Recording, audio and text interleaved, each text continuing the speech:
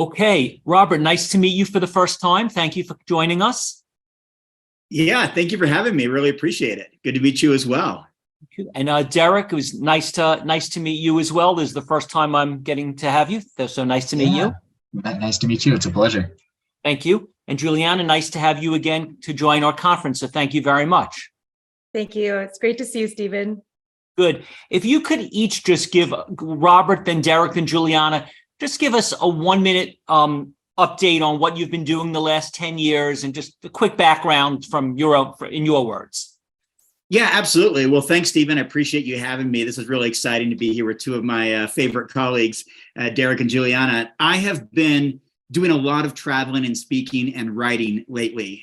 What I found is that I think for a lot of us, doubling down on our strengths is a great way to be an effective advocate for whatever cause we're fighting for or working toward. And so for me, writing is the strength of mine. And I released a New York Times bestseller. Public speaking is a strength of mine often. And so I've been speaking around the world, from China to Australia to Europe to over a decade on the vegan cruise in the Caribbean to all over North America.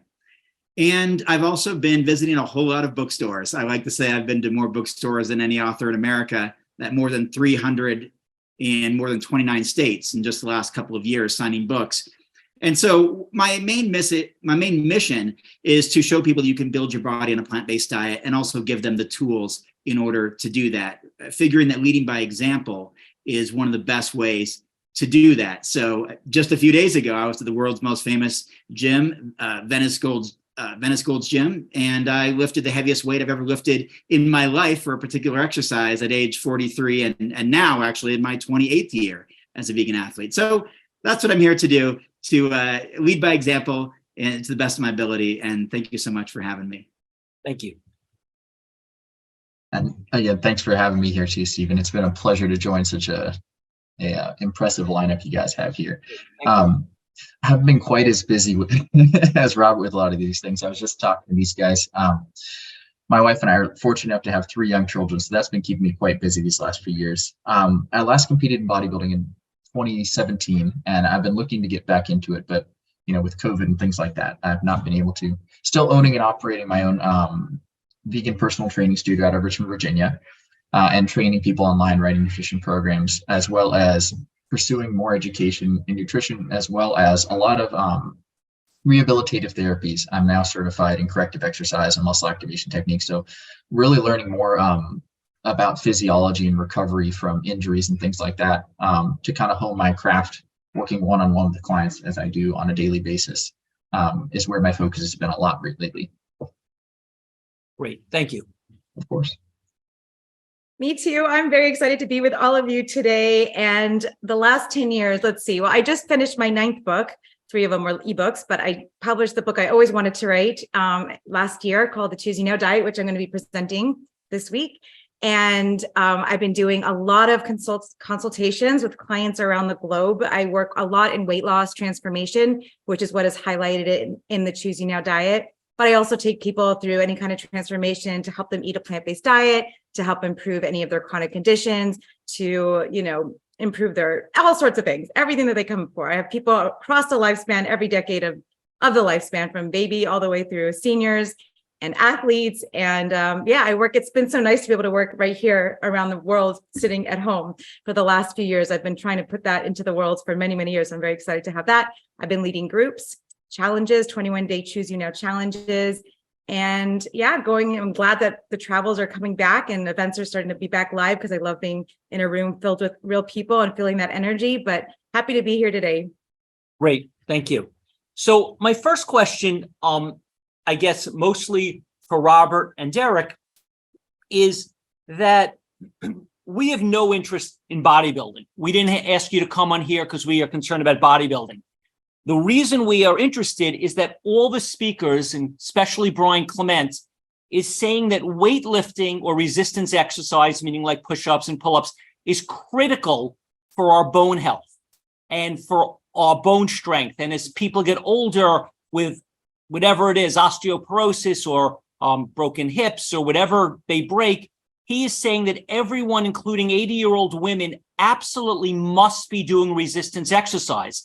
And then a lot of other authors were saying that you need it for hormones and for other reasons. So although some people think that weightlifting is for bodybuilding, what they're saying is resistance exercise, weightlifting is the same as aerobics. It's a critical piece that everyone, male or female, all the way until they get, at all ages, has to be doing. And they're saying that in the old days, we would have been farming, which would have been the equivalent.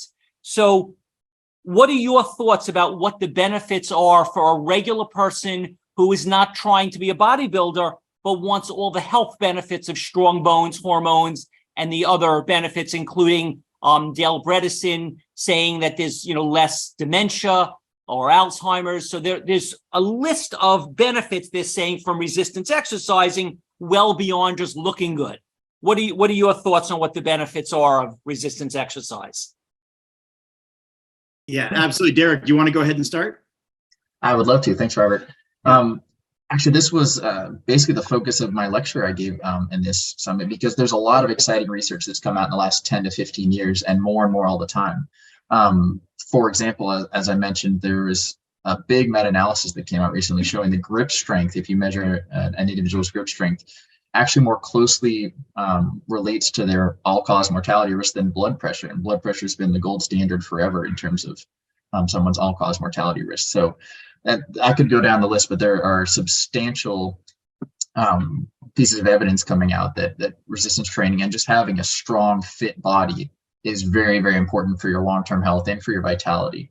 And as I also pointed out in my lecture, it's something that the numbers are pretty accessible when you look at large meta-analyses of what people are doing and what the results are in terms of their lifespan and all-cause mortality, disease risk.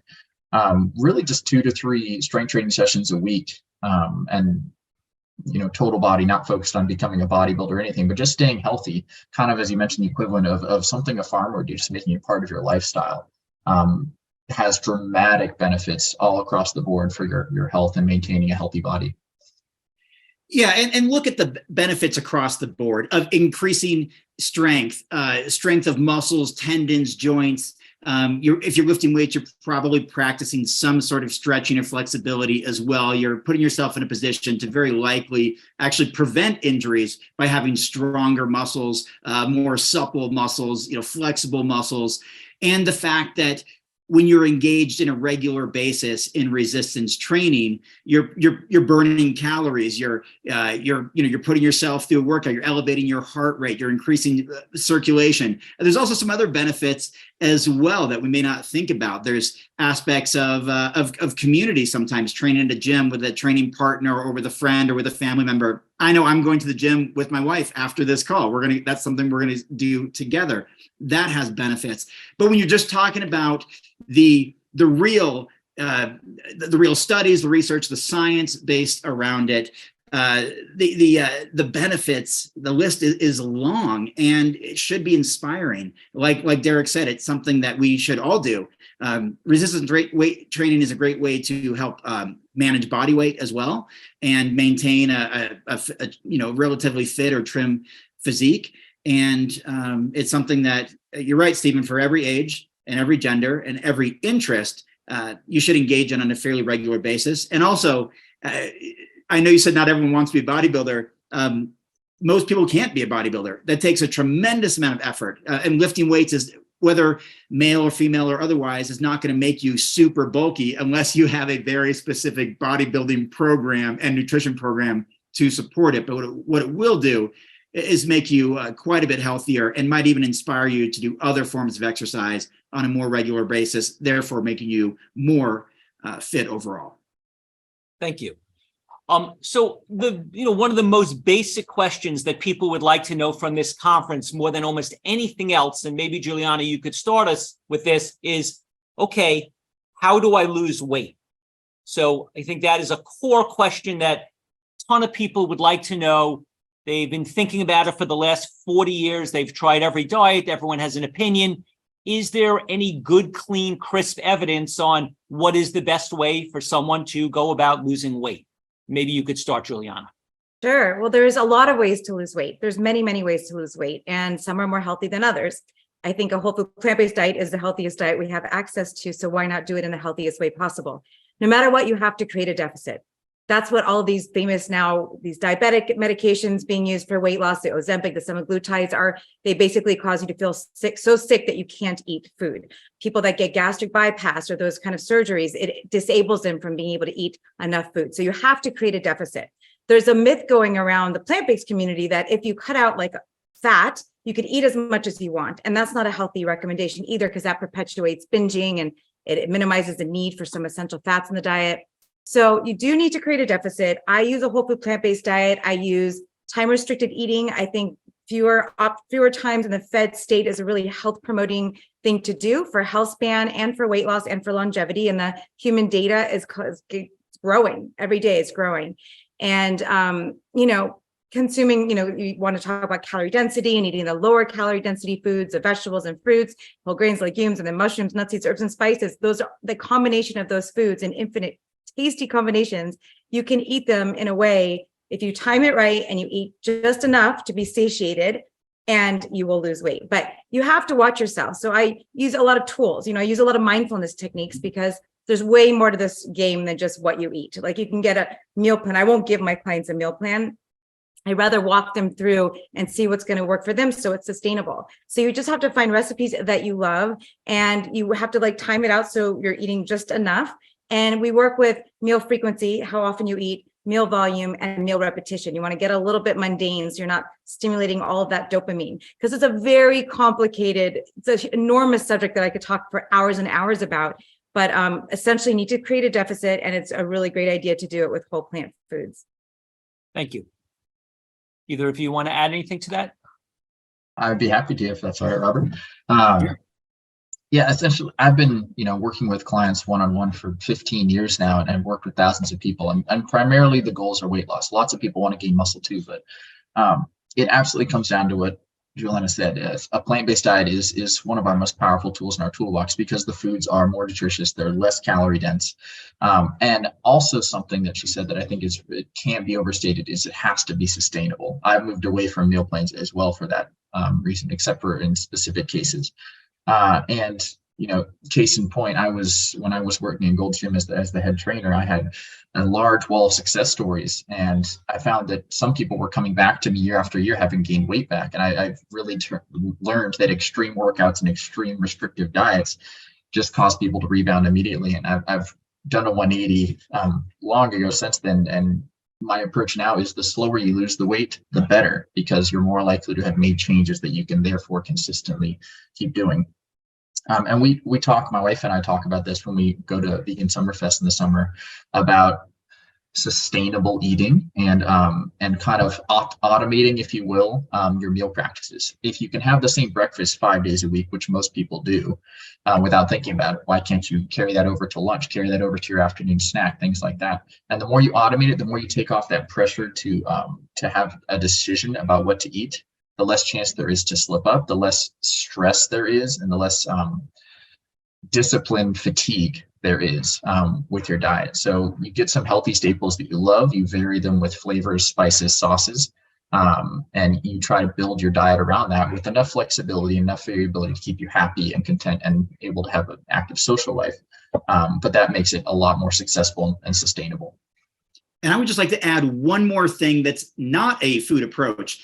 So one of my big things, and one of the things that I write about in all of my books, is like what both of them emphasize: the only way that you can lose weight is to be in some sort of calorie deficit. So oftentimes we restrict food and restrict calories, or we look for foods a little bit lower in calorie density and higher in nutrient density. And that's all great too. And I do that, but I love incorporating more movement, right? If the ability to burn fat means expending more calories than I'm consuming, then I want to walk more. I want to take the stairs more. I want to cycle more. I want to hike more. I want to play pickleball more. I want to swim more. I want to do these types of things. And I think people overlook that. And so I do that. Even if you're on a phone call, I go out in the sun, go for a nice long walk. I go on dog walks. I decide I'm going to do a little bit of extra exercise. I'm a big basketball fan. I love it. We got a game tonight, Nuggets versus Lakers. I'm right here in Denver. I will ride the bike while I watch the game. It's like my, not a reward system, but just something that engages me, where I feel like I'm working while I'm enjoying this the reward, so to speak. Or I have dumbbells at home and I use those in front of the TV watching basketball. I always look for ways to do movement. I go on this vegan cruise we've all been on, all the people on the panel at one time or another. It's 19 stories tall. I've never seen the inside of an elevator in 11 years on the ship. Because I take the stairs every opportunity. I do that in hotels, I do it at home, I do it wherever I am.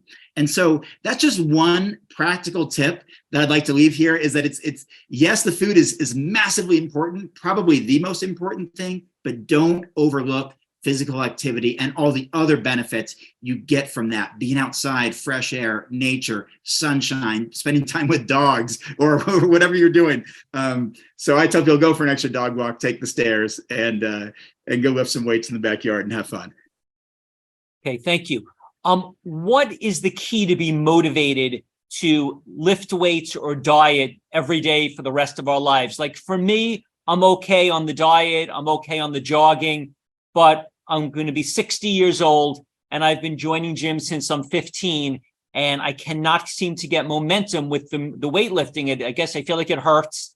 I don't feel very strong, and I'm not doing so great with it. I know a lot of people with the diet and the food, they get a little frustrated. And, so for some of us are looking at the three of you and going, yeah, these are the people who somehow figured it out. They're motivated, they're young, they're healthy, they look great. But for some of us, we're feeling like, some of us feel, I guess, stuck. Some of it, like for me, I'm stuck on the weightlifting. Other people are stuck on the diet part. Is there best practices for what gets people to get in the groove and stick with it with the weightlifting and or with the diet? If each of you could answer that. I would love to start, if that's okay, just because that's such a great question, Stephen. And I deal with this every day with my clients. And it comes down to one thing only. You have to want it. You have to want to make these changes, and you want to have to keep that, and you want to see the results, right? When you start feeling good, then it's going to build on itself. So if it doesn't feel good for you to do whatever plan you've been doing, change it so it does feel good. And as someone that's also aging, I guess we all are, but I've noticed a big transition. I've been a personal trainer for 25 years or more. And my fitness regime has had to completely change because everything changes in your body and injuries happen, and overuse injuries. So in terms of the exercise things, evolve it to make it something you like. A lot of times, if I don't feel like I don't have a gym membership for the first time in my life, so I'll do little workouts here at home or little videos, or I love to dance, by myself with music, like whatever you love, just to get that weight bearing exercise, just do what you love. So pick what you love. In terms of food, you have to want it, but there's all of this wonderful evidence about building habits. You have to repeat it, right? You have to do small little changes and then repeat. And the people that do the small changes and are consistent with it over time, they're the ones that stay with it for the long term. So build upon one habit at a time. Don't overwhelm yourself, and don't let perfection get in the way of all the progress that you can have with the day-to-day little habit changes. Great. That's Thank you. Mind if I go next, Robert? Please go ahead. Awesome. I mean, you nailed it, Juliana. I just have a couple of things to add there.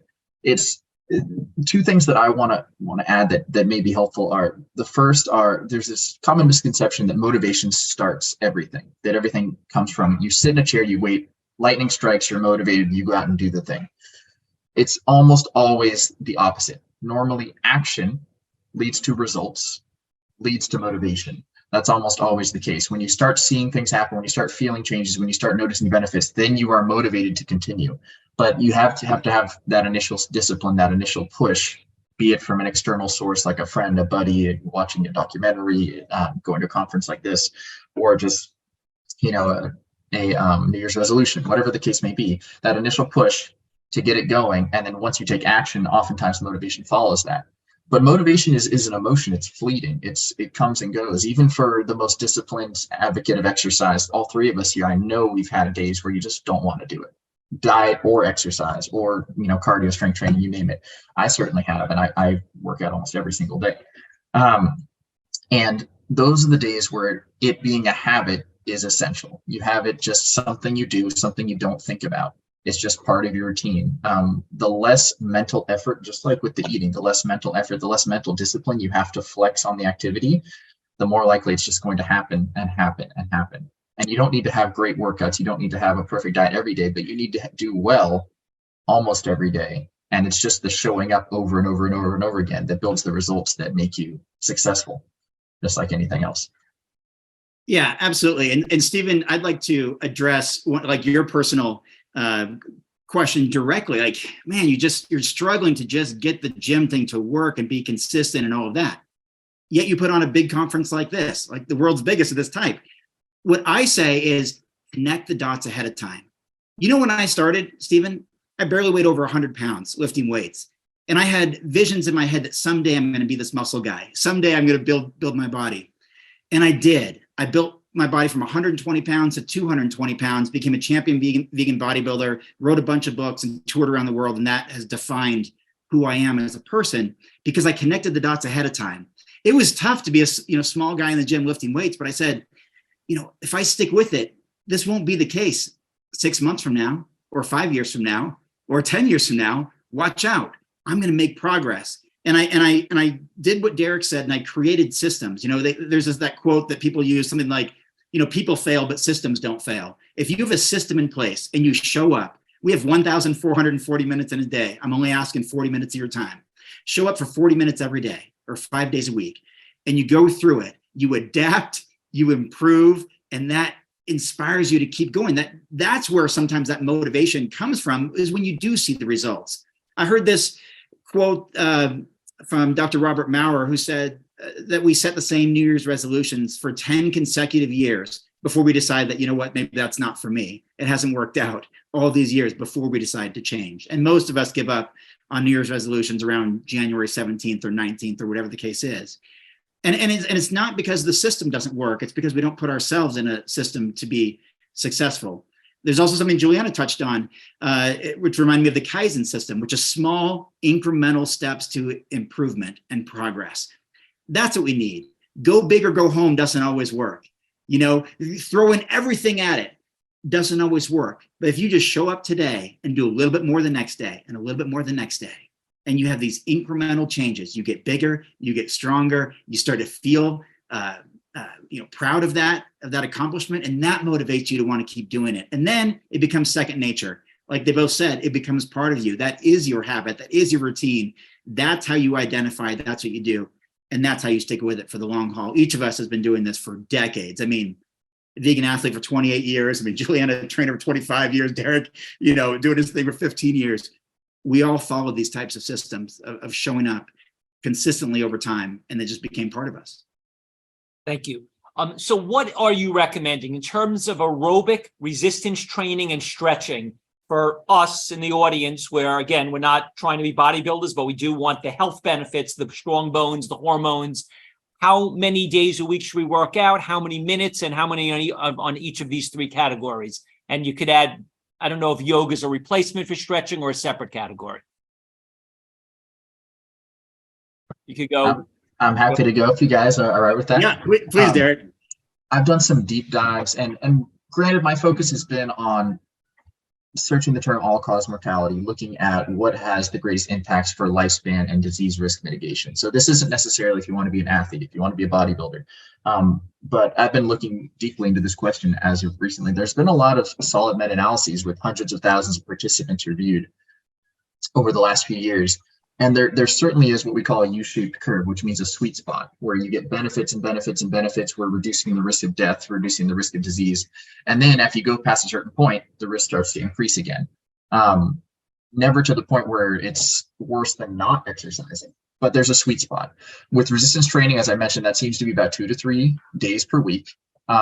Roughly 1 hour session, but it's very hard to pin down the details because in meta-analyses, there's lots of different programs where people are doing lots of different exercise protocols. But overall, 2 to 3 days a week, roughly an hour. Intensity is shown to matter. So people who work harder for those 2 to 3 hours do better than people who don't work as hard. That's definitely important. For cardiovascular training, similar, there's a U-shaped curve, and the numbers are a little higher. What I'm seeing is 3 to 5 sessions per week. And again, intensity matters. If you're doing more intense training, 3 days per week is great. If you're doing less intense training, 5. More than that, you certainly are still healthy, but that seems to be where the benefits are optimized. two areas that I've seen where there is not a U-shaped curve, where it's just a line, and the more the better, which is very rare in biological systems, by the way, are NEAT, which is non-exercise activity thermogenesis, and that just means gentle movement, walking, doing dishes, moving around, not being still stationary. We easily count with the pedometer, but it can be anything. It can be housework, yard work, grocery shopping. Anything where you're moving around is considered NEAT, which is just movement. There is no upper limit to that. The more you do, the better, all day long. And that's a whole separate category of fitness, I would call, on top of resistance training, on top of cardiovascular. Non-exercise activity thermogenesis is a really important one, and that one is the higher. If you wear a pedometer now and you're getting 4,000 steps a day, go for 5, because it's going to improve. If you're wearing a pedometer now and you're getting 16,000 steps a day, which is a lot, go for 17, because it will still cause improvements. And the other linear reduction in all-cause mortality I mentioned was grip strength. So that is specific to strength, more than muscle mass, more than any other kind of benefits you might see from resistance training. Gaining strength seems to be very, very protective. I didn't see any upper limits, although I imagine that none of us have to be powerlifters to see all these benefits. You want to have a strong body. It seems to be very, very beneficial. Flexibility, and I'll let you guys definitely weigh in on, because I haven't looked as close on this one, but I did see an interesting study. I believe it had upwards of 60,000 individuals. It was a big one, but don't quote me on that. I'm not positive. Saw that over a period of time, flexibility was improved just as much by doing full range of motion resistance training as by doing a designated stretching program. So if you're doing resistance training, if you're moving full range of motion, it will help your mobility. That's not saying don't stretch. Stretching can be very beneficial, and maybe if resistance training isn't your thing, flexibility training is very important. But you can get a lot of benefits, and it's the same goes for other activities. If you're swimming, if you're running, make sure you're moving through full ranges of motion, because when you start narrowing that range of motion down for a lot of repetitions, that's where you can actually get tight rather than looser. So things like yoga are great for that reason. You're moving through full ranges of motion. You're keeping your body limber. So hopefully that gives some concrete stuff that I found that I've been excited about. But by all means, guys, chip in. Whatever you found, I'd love to hear. Juliana? Just a little nugget for especially the sedentary people that I think is always inspiring to hear and to remember is that you don't need to have this many hours in a day, like consecutive. You could break it up. If you do, like for me, I sit here a lot during the day. I have a client, but then I build in breaks. So I'll go for a walk. Even if I have to motivate myself that I'm going to go get a coffee, I'll walk to the coffee shop and come back. I'll make myself walk. And then I'll go I have my mat laid out in front of right here. There's my little yoga mat and little things. So I can just pick them up in between clients and stuff like that. So if you pepper these little minutes throughout the day, and even you just aggregate them throughout the day, that still leads to the same benefits. And the whole concept of use it or lose it. So if you're doing something like what I love to do, dance, or some types of yoga, you're getting balance and flexibility and strength training. And sometimes you're elevating your heart rate and getting cardiovascular endurance and strength there too. So it's nice to just find something you love. It doesn't have to be perfect, and it doesn't have to be in a gym, and it doesn't have to be a certain way. Just make it work for you so you are happy and it feels good, because it feels good to move your body. And you took my answer. My answer was, do what you will do. Do what you enjoy doing. If I said, Stephen, I want you and everybody listening right now to use the Stairmaster for 35 minutes every single day, or let's say 5 days a week for, on this level of difficulty, 90% of people wouldn't do it. It's just not fun. It's too hard. It's too challenging. It's not fun. There's no reward to just be sweating like crazy on a Stairmaster. But some people might like it. Good. That's good for the 1% or the 10%. So you've got to find, and that's why Juliana took my answer. She said, do what you love, do, dance or do whatever. That's how you're going to be consistent. So when Derek's talking about the studies, this is how much time you should spend doing it. Okay. That's concrete. But now what should you be doing? Well, if you told me, Robert, I want you to swim. No, I don't like swimming. I'm not good at it. It's hard for me to breathe. I don't have I don't know how to do it right. Like I wouldn't do it. So you need to be in an environment where you're going to be able to set yourself up for success. So that's the psychological aspect. You have to know yourself. What will I do? What won't I do? What am I willing to do for X amount of time to get my heart rate up, to do some sort of resistance training on my body, whether it's weight training or other resistance training. to do some cardiovascular training, you have to know yourself and put yourself in a position to succeed. What is your thoughts on the most important supplements for everyone? Assuming that just on nutritional supplements, what is the most important ones for optimizing our health? I'm happy to go on that one too, because that's kind of my topic that I love to talk about. So anyone on a plant-based diet, these are the notable nutrients that you have to be aware of because it's a potential risk for deficiency. Vitamins B12, if you're on a plant-based diet, you must supplement with B12. There's no question. Vitamin D3, that's a problem for a lot of the world now because of sun exposure and a lot of indoor activity and excess fat on the body. There's a lot of D deficiency around the world. So it's something that we all need to consider. The other vitamin is K2, and that has to do with bone health.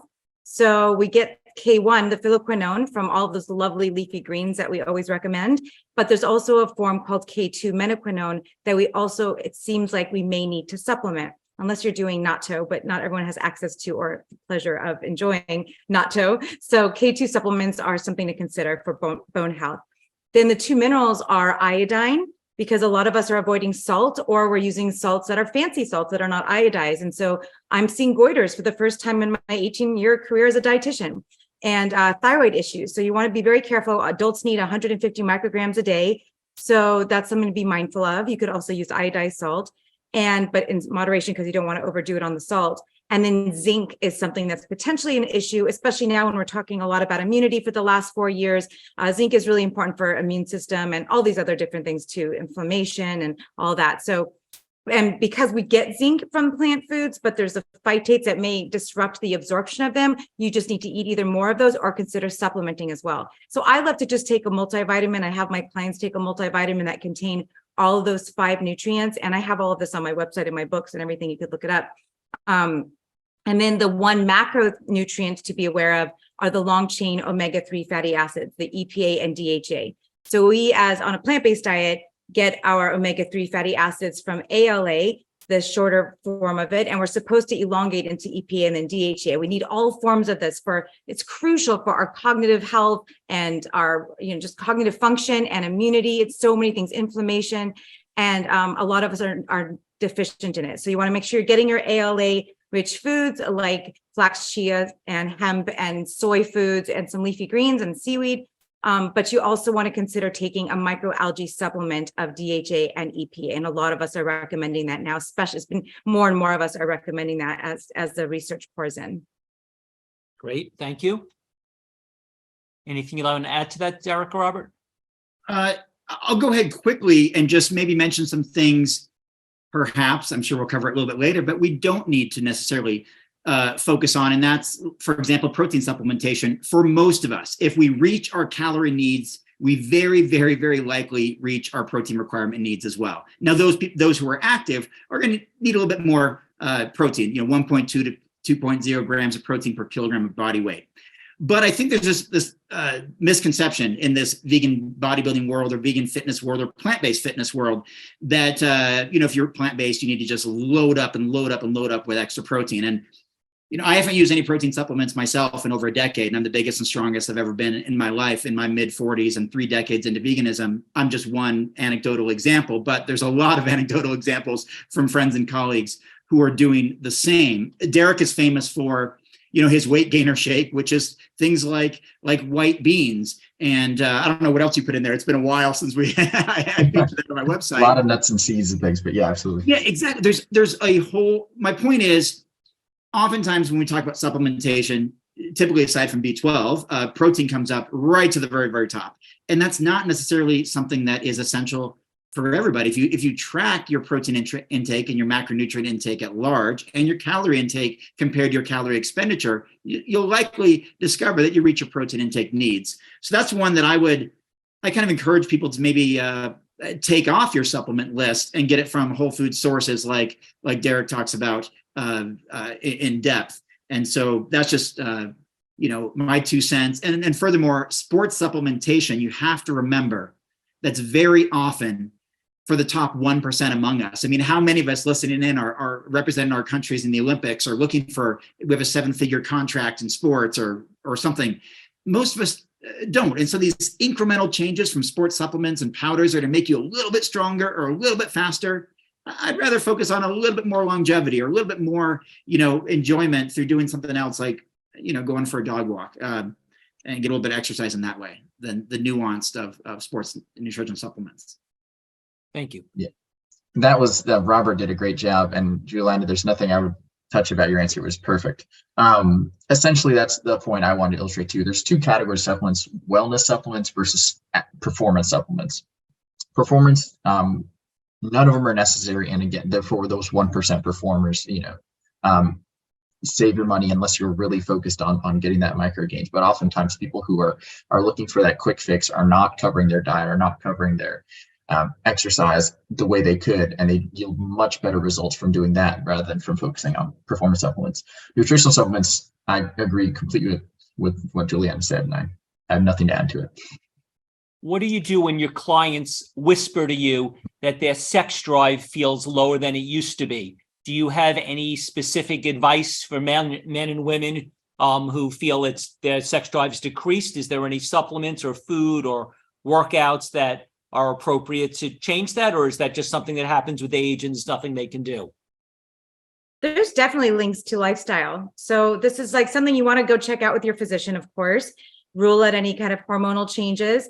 But our food is directly associated with our hormonal patterns. And yes, aging does decrease certain hormones, and it changes, especially for women. We have a very dramatic change in our 40s and 50s or whenever that happens. But that can definitely be improved for most people with a healthy lifestyle. So this is where we have one cardiovascular circulatory system. It's all connected. All of our entire body is all connected. So if we're providing ourselves with the most nutrition and we're pumping our bodies, so we're pumping our lymphatic system and moving our lymph through our body, detoxifying and getting things pumped so the cells are really healthy and nourished, and the cardiovascular system and the lymphatic system are flowing really well, you're going to optimize all aspects of your life, including your sexual drive and all of those things related to it. So definitely all of these things really matter. So make sure you're eating on point. You are getting some activity. And if you're still not able to deal with it, you can definitely go reach out. And a lot of people really thrive on these hormones, the more natural, these newer age hormones that I've heard many of my clients have improved dramatically their energy, their sex drives, their, everything, just by using some hormone replacement therapy. So it's definitely worth investigating. If you're struggling, why struggle? Sometimes pharmaceuticals can actually help. So there's definitely a place for that in a lot of circumstances. So it's definitely worth investigating if you're still struggling. Yeah, the term that a lot of the people have used is bioidentical hormone replacement as better than just regular hormone replacement. Yes. Okay, great. All right. And just to add to that, I would say that going down the list of kind of simple lifestyle factors would be my first thing. Yes, absolutely see your doctor if you think there's something to be concerned about, and explore options if you need. But how is your stress level? How are you sleeping? How is your diet? If you've been falling back on your diet or drinking too much alcohol for the past 6 weeks, and all of a sudden, lo and behold, your sex drive seems to be in the tank. There's probably a relationship there. Or same thing with mental health. If you're suffering from depression, if you're suffering from anxiety, you're probably not going to feel your best in a lot of ways, including libido. So that's kind of where my focus would be. And then absolutely, some of these things need a pharmaceutical or some kind of clinical intervention. With anxiety and depression, it could be going to therapists or psychologists. I think we all learned a lot about mental health over the COVID experience. And that's definitely something to look into. But there are bona fide hormonal concerns that need to be treated medically. So all those things should be considered, because it could be the sign of something more serious going on. Nothing else to add. Okay.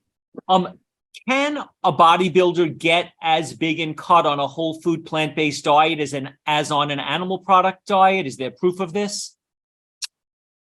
That's a great question. And I'm hesitant to say on a whole food plant-based diet, because so much of bodybuilding is on concentrated calories and supplements and sports nutrition that vegan bodybuilders and omnivorous bodybuilders alike follow.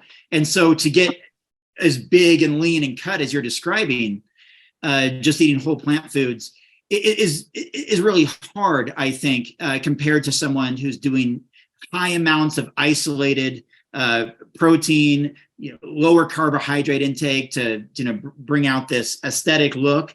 Now that has nothing to say about health, by the way. Bodybuilding and health are actually pretty far apart from one another when it comes to competitive bodybuilding and at a high level. And I think all of us on the panel know that, including from firsthand experience, competing sometimes for over a decade. So do I think you can get just as big as any other bodybuilder in the world on a plant-based diet? Absolutely. In fact, some have done it.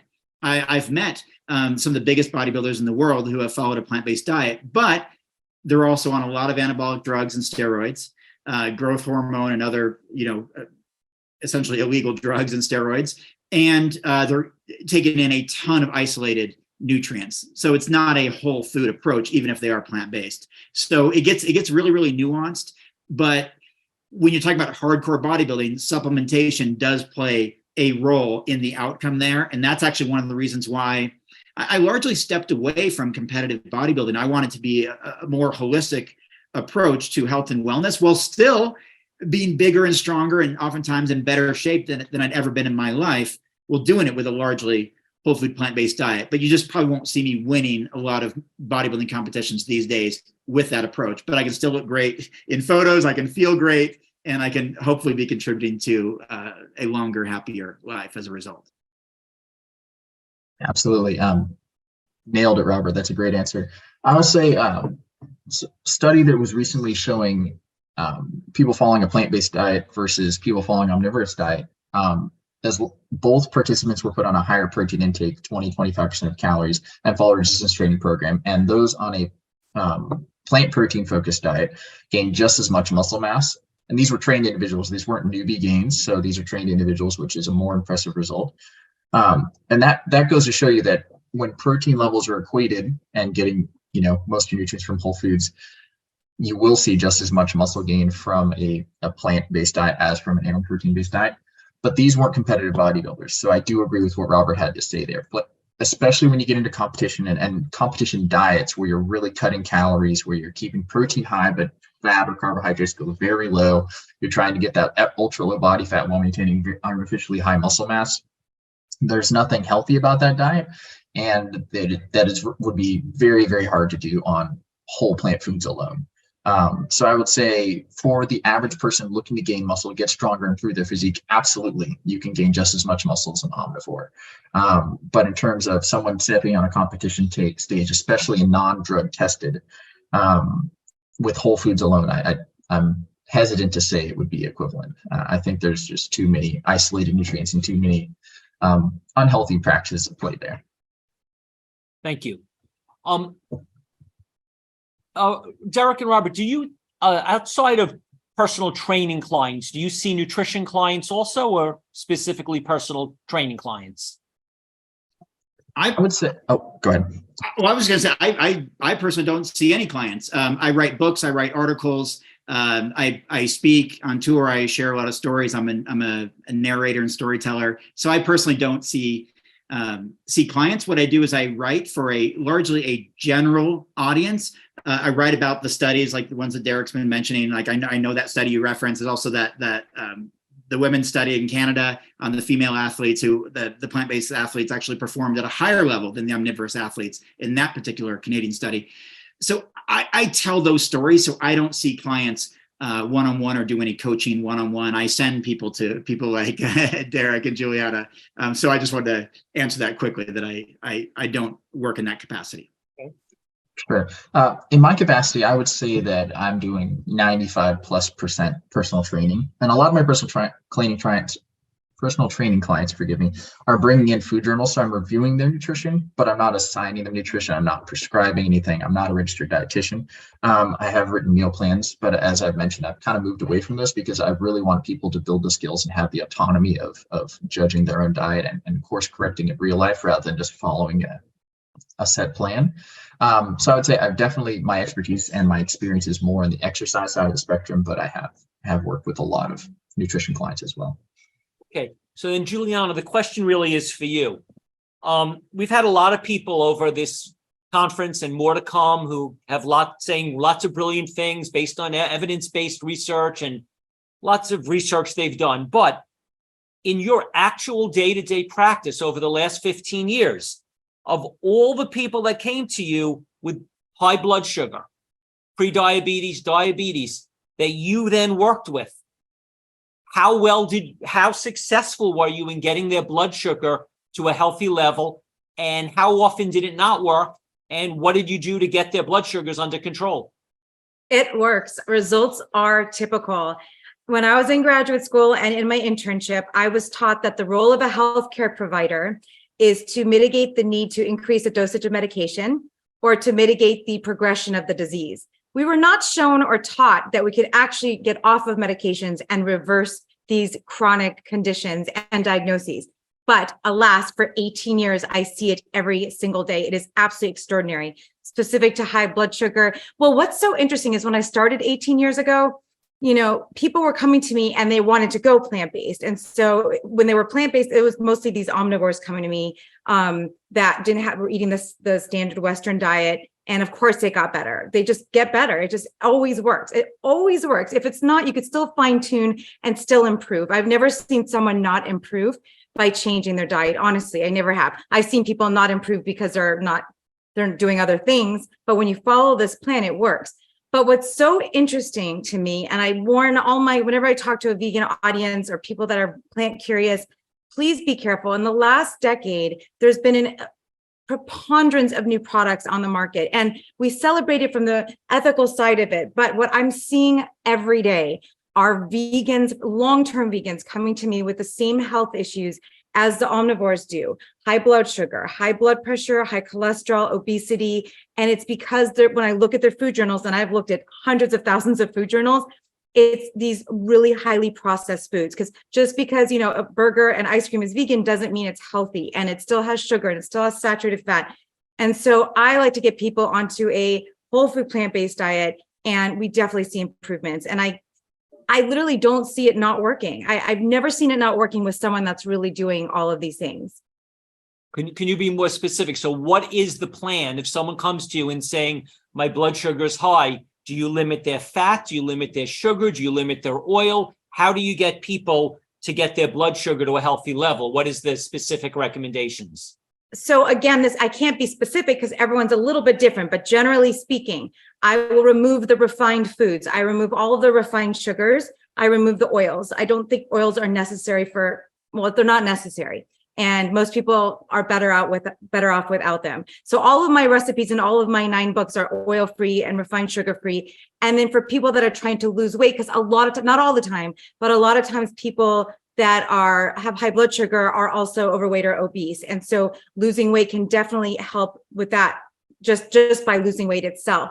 But also we improve the diet. So we're eating whole foods. We're not doing white bread. We're doing quinoa, we're doing legumes. I have this mnemonic that's in a lot of my books and on my website called the 6 Daily Threes. And it's a way to prioritize foods, because I always say I want you to eat a diet based on vegetables, fruits, whole grains, legumes, mushrooms, nuts, seeds, herbs, and spices in infinite tasty combinations. But how do you make that look into a meal plan? So the 6 Daily Threes are the 6 food groups that have unique nutritional qualities that you can't get elsewhere. And you should prioritize them in your diet so that you're getting everything you need, save for those notable nutrients we talked about before. So the 6 Daily Threes are like the 6 food groups to try to get every single day. Leafy green and cruciferous vegetables, incredible for your arteries and your blood sugar, all of that. The other colored vegetables, fruits, and then legumes, lentils, peas, beans, hummus should be a food group, and soy foods, and 1 to 2 ounces of nuts and seeds. So much evidence, mounting evidence on the cardiometabolic benefits to nuts and seeds, including in attenuating blood sugar and attaining euglycemia. And the 6th group I've added recently is mushrooms, because they have an extraordinary array of very unique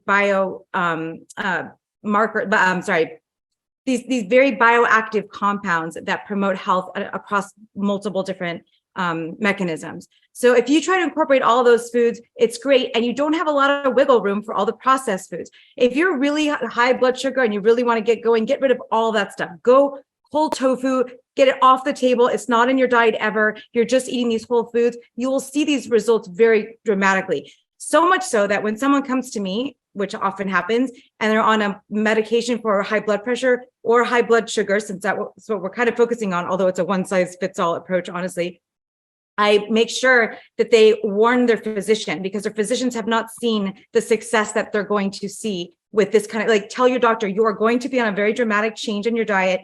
Please be ready to change the dosing of my medication, because it can quickly get dangerous, because your blood sugar drops fast, blood pressure drops fast. I had a student in my recent group. He was on 3 blood pressure medications for his entire adult life. Within the first week, got off of them. I see this every single day. So you have to be really careful when there's a medication involved. But the diet is very generalizable to any of those health conditions, all health conditions, and improving health. If you eat these whole plant foods, you will have improvements in all of the biomarkers and all of your chronic conditions. Things I never thought I would see. Reducing acne and chronic pain and inflammation and psoriasis. And it's just extraordinary how powerful this diet is. So now that I'm turning 60, I can look back when I was 17 years old and people smoked cigarettes, and I said, they're not good for you. They could laugh at me and say, what do you know? And I really didn't. What could I say? No, nothing really bad happened to 17-year-olds. But by the time you're 60, you look back and go, yeah, cigarettes are bad. People have really bad outcomes who smoke a lot of cigarettes. From all your years being around athletes and bodybuilders and nutrition people who eat the keto diet, who eat the paleo diet, what happened over the last 20 years? Because there's still a ton of books and a ton of people promoting keto. So in the short term, it seems like people eat whatever they want and they're okay.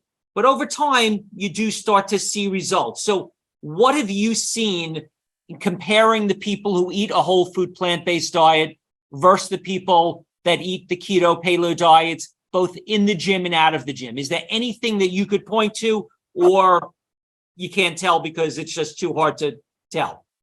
I think if I could just chime in really quickly, I think there's always consequences, Stephen, that sometimes they don't reveal themselves until way later on in life. Like, let's say you smoked when you were 17 for X number of years or whatever. Not saying that you did, but a person did. Maybe that comes back later on. Or a very, very inactive lifestyle with a lot of heavily concentrated calories consumed at a young age, where your metabolism is still great and you're young and you're feeling great. But this adds up over time. We saw this. We've seen this a lot recently. I mean, we have something like a 98% of population eating an omnivorous lifestyle. 73.6% of Americans are overweight. 42.5% are obese. This is not to body shame anyone, but it's to sound the alarm that means there's often something else going on there. And though I don't have clients, one-on-one or anything like that, I have hundreds of thousands of readers. And what I found is that, to quote Jeff Novick, when people are eating crap, calorie-rich and processed foods, crap foods, they tend to start to lean towards some of these problematic areas. And like Juliana said, and she actually has that data, that pool of evidence, that when you get rid of the crap, you get rid of the calorie-rich and processed foods, you do start to feel better, recover, heal, that kind of thing. I think there's just a lot of dormant stuff going on where people feel fairly invincible, where they can eat whatever they want, live however they want, follow whatever kind of diet is popular or trendy at the time. But I think there's always going to be consequences. And we have lots of studies that show the impact that certain dietary lifestyles and nutritional approaches have on overall mortality rates. And I'm sure, Derek is focusing on a lot of that these days. So that's, in my observation in nearly 30 years, doing this stuff, and even my own observations for myself, I am feeling my worst, in my worst shape when I am eating too much crap. And so I think pointing to whole food plant-based is the solution. The question is, are we disciplined enough to do it and do it on a continual basis and to find enjoyment from it and make it part of our daily routine with all the temptation that's around us, with highly concentrated, cheap, marketable food that's on every street corner? That's the question we have to answer for ourselves. Thank you. Absolutely. Great answer, Robert. I would say, no, I don't have a ton of side-by-side comparisons. A lot of people are coming to me because they're plant curious or wanting help with a plant-based diet. But I have a number of clients who are not vegan, who are just kind of leaning that way as well. And being in a fitness community, having these friends on Facebook and social media, and just seeing people in the gyms, I would say that in my experience, again, anecdotally, people who focus on carbs as the problem struggle with weight regain more. People, they go on a low carb diet that's very strict. They lose a ton of weight quickly because that happens, especially because of the water weight from loss of glycogen stores. But people don't stay on that diet. There's too many food cravings. It's not as sustainable. And then they regain more. And so I see more yo-yo dieting in that crowd. And then also with people I've known for 10, 15, 20 years who've had that style of dieting when they're trying to watch their weight.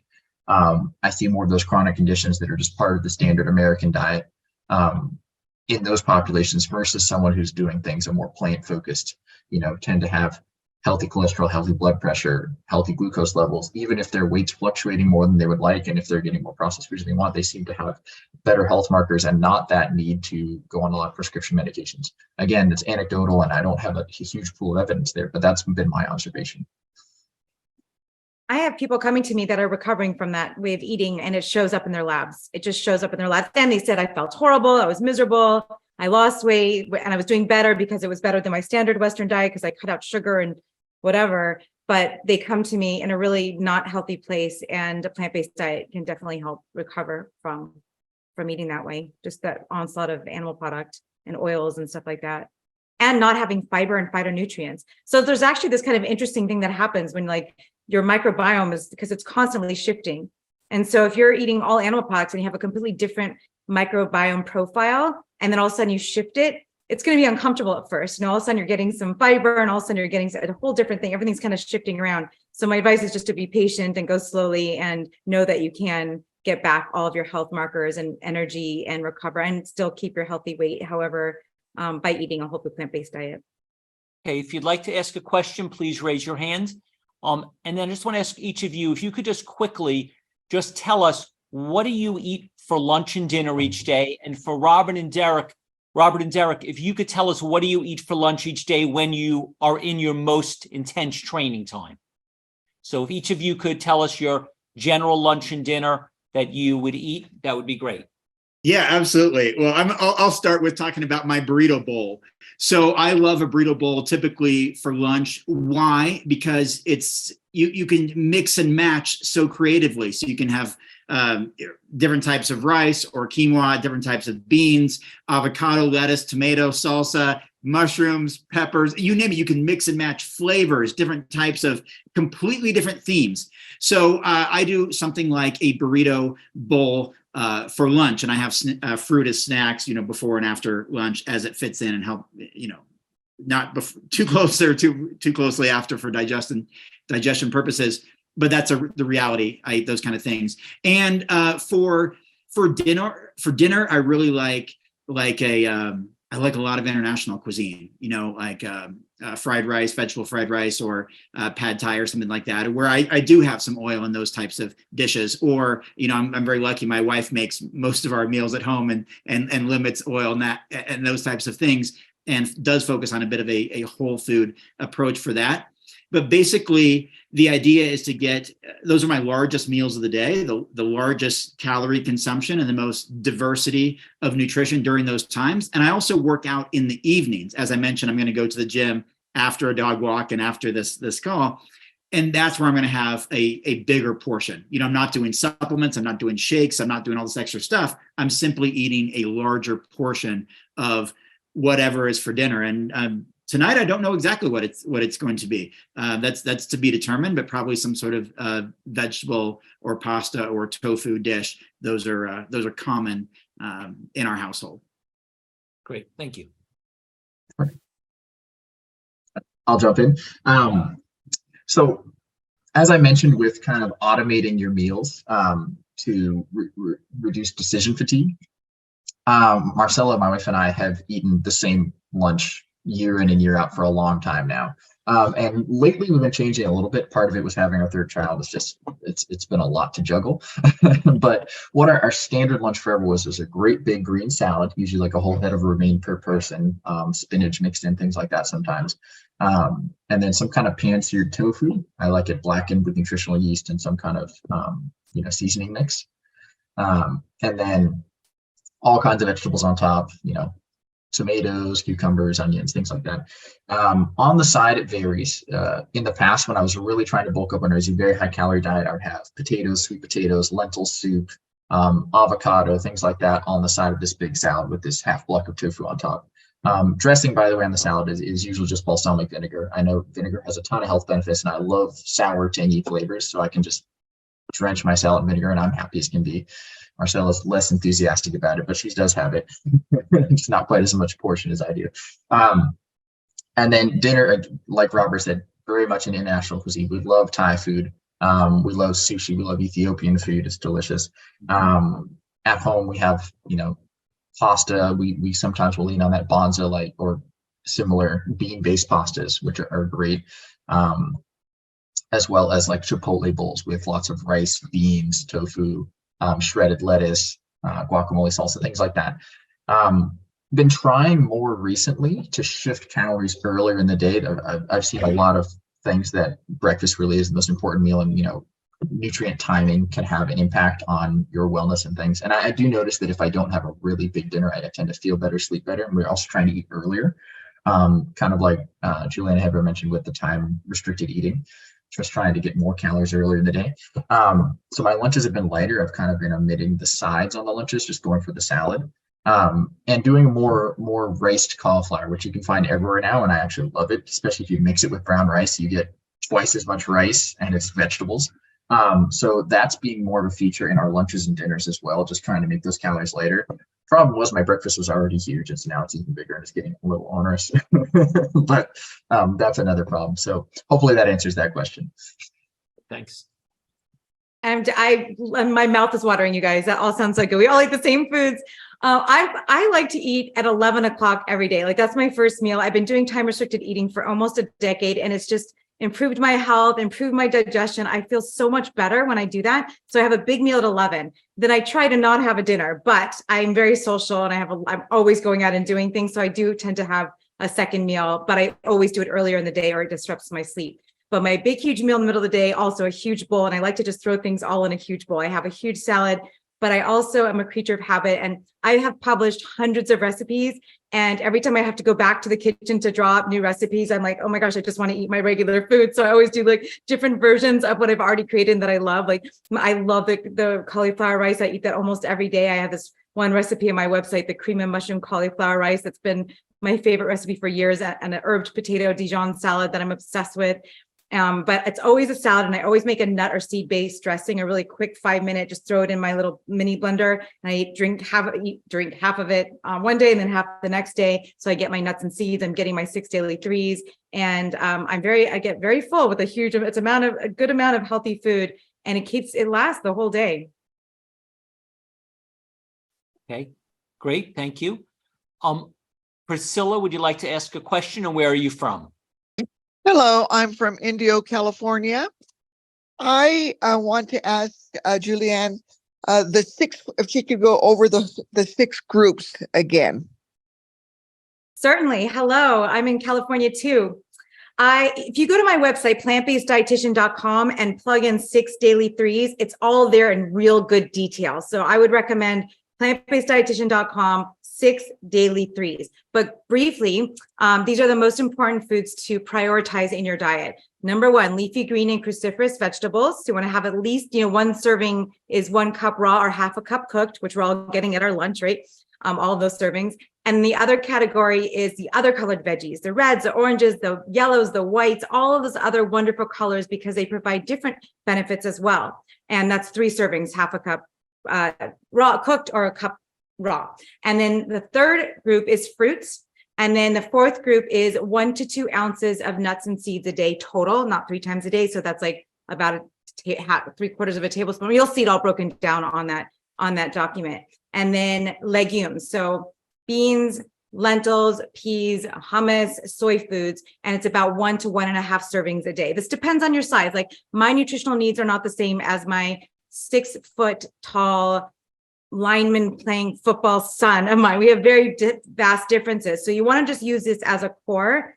And then the last group that I've now added is the mushrooms. It used to be physical activity, but I just realized that mushrooms can't be thrown into the vegetable category because they really aren't vegetables and they have so much to offer the world. So they have their own special, unique category there as well. Thank you. There was a study, the EPIC Oxford study, that said vegans had greater levels of bone fractures. Do you have any comments on this? And would this be solved by resistance training and weightlifting? I have a really in-depth answer, but I just talked. Go ahead, because Please. I don't have a good answer aside from just increasing bone density and strength from resistance training and stress. Yes, when this study came out, it was very alarming for a lot of us. And so we looked at it very, very carefully. And me and my colleagues that you all know and love, but we came up, we were looking at, if you really want to think about bone health, weightlifting, resistance training, weight bearing exercise is the most important thing. But why is it more prevalent when they solved for exercise in vegans? Well, the things we mentioned for bone health, most importantly, make sure your D levels, your serum vitamin D levels are optimal. Get them tested. You won't know, you won't feel a deficiency, and you want to make sure they're optimal. Sufficient. And so when your vitamin D levels are optimal, you're able to absorb the calcium that's coming in. Otherwise, it doesn't matter how much calcium you're taking in, you can lose it. It won't be absorbed into your body, so it's meaningless. So make sure your vitamin D levels are normal. Make sure you're getting your vitamin B12. It is so important. Also on my website, I have an article on B12 because the dosing is a little bit unique for B12 because it's the most finicky vitamin with an attitude problem, the way it's absorption and the absorption curve and all that's really particular. So I would recommend you go check that out as well.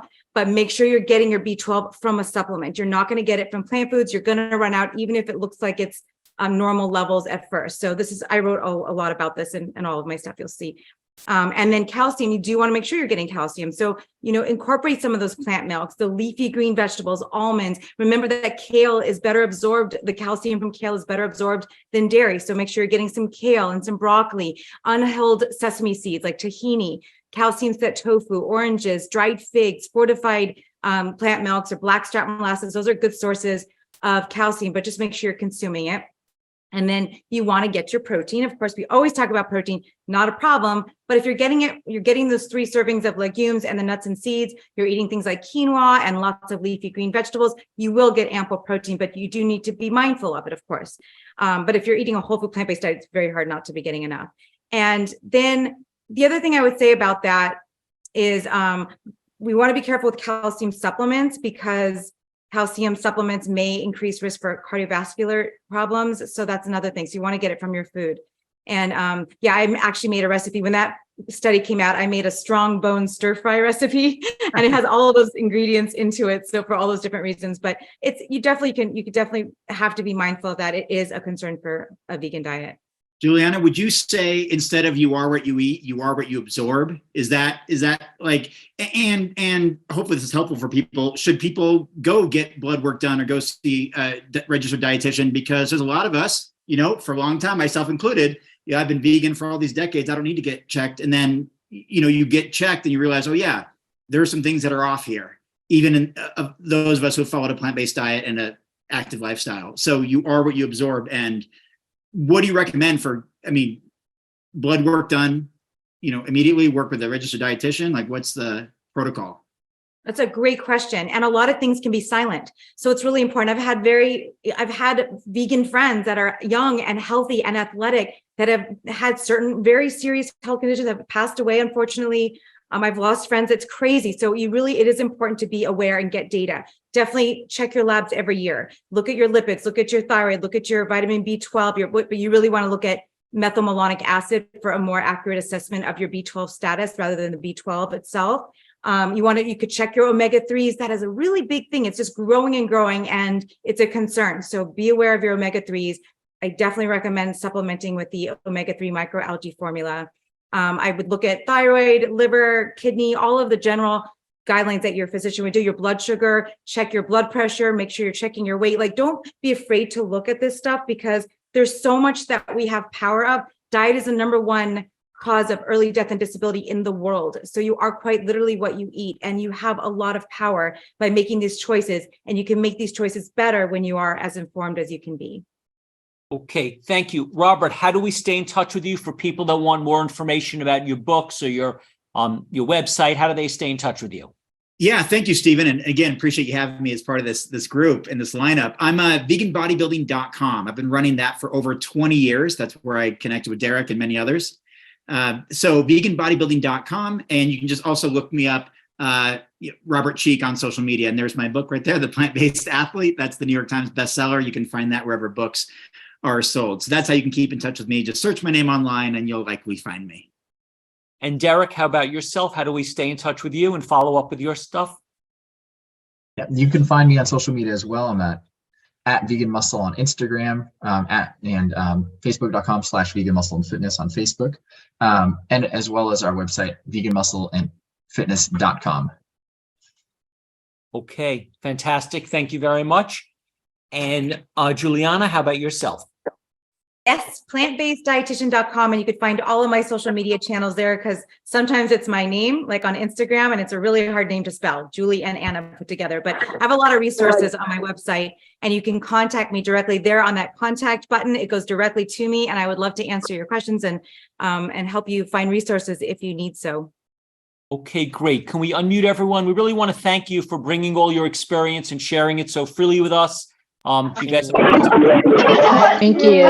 Thanks. Bye, ladies. Bye. Bye. Bye. So much fun.